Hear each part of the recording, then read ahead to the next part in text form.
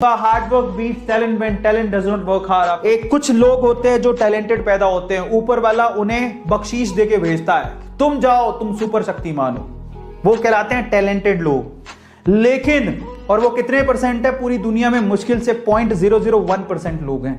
पूरी दुनिया की पॉपुलेशन काउंट करोगे तो उसमें से मोस्ट टैलेंटेड, जिनमें बहुत ज्यादा हुनर है, वो कितने लोग हैं? बहुत कम।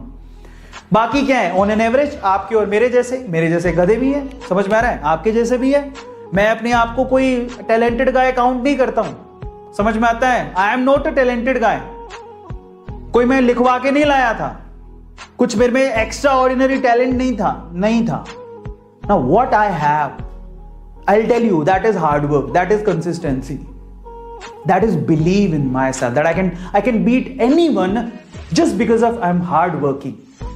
मैं इतनी मेहनत कर सकता हूं, गधों की तरह मेहनत कर सकता हूं कि मैं घोड़े को भी हरा सकता हूं, और मैं हरा चुका हूं। समझ में आ गया? हरा के दिखाया है। मैं कोई आईआईटी वाईटी से नहीं हूं,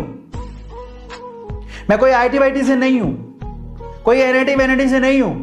लेकिन आज जितना मेरा पैकेज है ना, आईटी वाले तरसते होंगे कहीं जॉब करते हुए, समझ रहे हो? सो आप लोग याद रखो, यकीन, hard work is actually the key.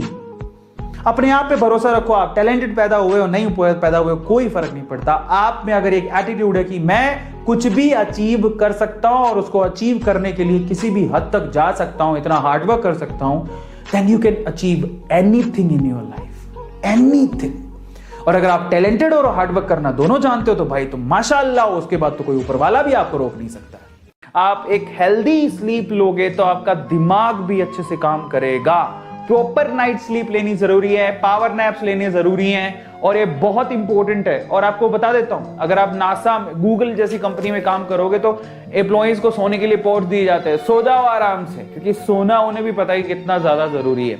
26 minute की पावर नैप जो है आपके परफॉर्मेंस ऑफ नासा पायलट 34% से नासा पायलट्स की परफॉर्मेंस को बढ़ा देता था। सिर्फ 26 मिनट पे अगर सो लिया है नासा का पायलट तो 34% तक उसकी जो कैपेसिटी है, परफॉर्मेंस है, बेसिकली वो इंप्रूव हो जाती थी।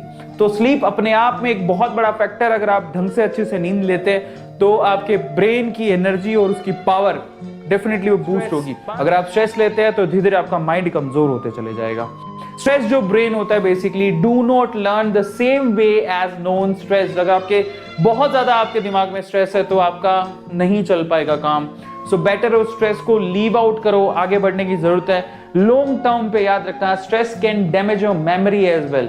अगर आप ज्यादा स्ट्रेस रखते हो तो आपका दिमाग भी फट सकता है। सो बी फट सकता है का मतलब आपकी मेमोरी को वो डैमेज कर सकता है, ठीक है? So be careful about that, that's very important. Heart attack वगैरह भी आ सकता है, तो बेटर है कि आप स्ट्रेस से दूर रहो।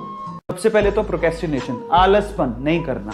आज नहीं, कल कर लेंगे, कल नहीं परसों कर लेंगे, नहीं काम चलने वाला। सच बता रहा हूं, अगर आप ये सोचते हो नहीं होगा, ये आलसपन, ये चीजों को टालना नहीं हो पाएगा, इससे बढ़िया तो आप छोड़ दो, बेटर है कोई और काम पे लग जाओ। दूसरा आपको क्या करना है? Studying with fear. डर के साथ भी नहीं पढ़ना है। अपना 100% दूंगा, 200% दूंगा, लेकिन डरूंगा नहीं।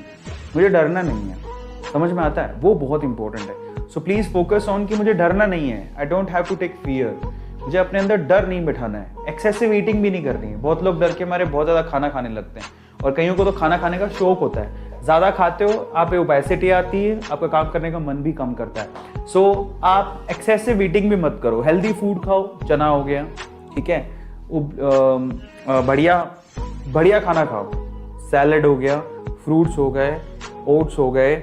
अरे मैगी शैगी से तो कम दूर ही रहो। मतलब ये जो होता है ना, ये नूडल्स, मैगी, समोसा, कचौरी, इन सबसे दूर रहो प्लीज। इसके अलावा सोना अच्छे से, जो 6 घंटे की नींद ले रहे हो इतनी प्रॉपर होनी चाहिए कि आपको होश ही नहीं रहे कि आप कहाँ सो रहे हो।